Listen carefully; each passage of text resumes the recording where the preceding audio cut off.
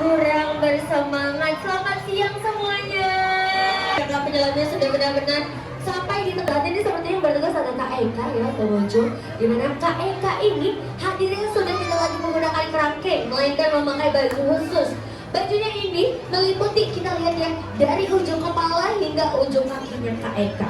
Dimana tuh bajunya sendiri ini namanya adalah sharksuit.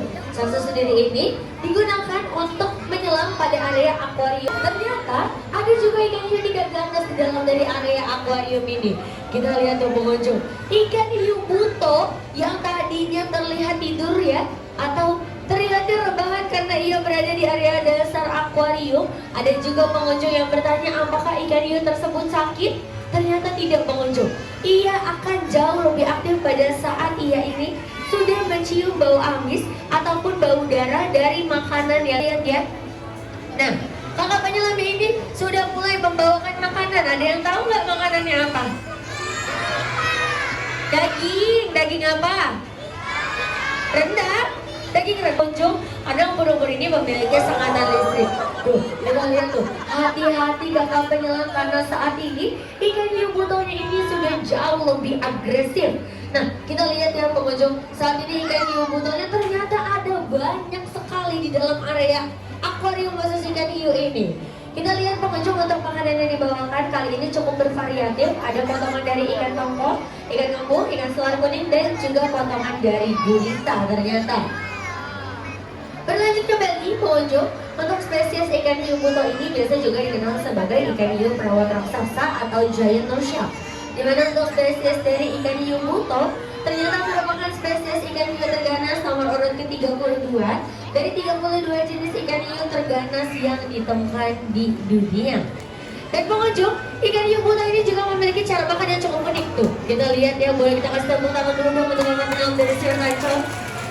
Nah, kenapa sih kakak penyelamnya ini setelah memberikan makan, ia ini tidak terlakan kekuatan hisapannya sendiri ini 10 kali lipat lebih cepat dibandingkan vacuum cleaner yang ada di rumah.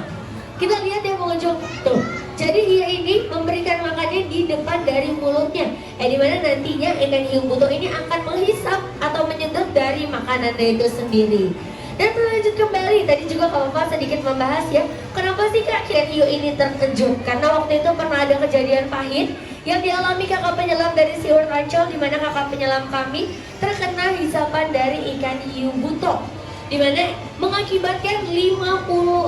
Siapa di sini yang sering mendengar bahwa rumornya ikan hiu ini memakan manusia?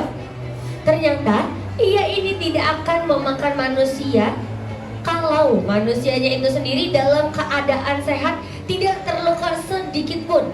Karena yang akan memacu ia memakan manusia ketika ia ini mencium bau amis ada kejauhan 7 km.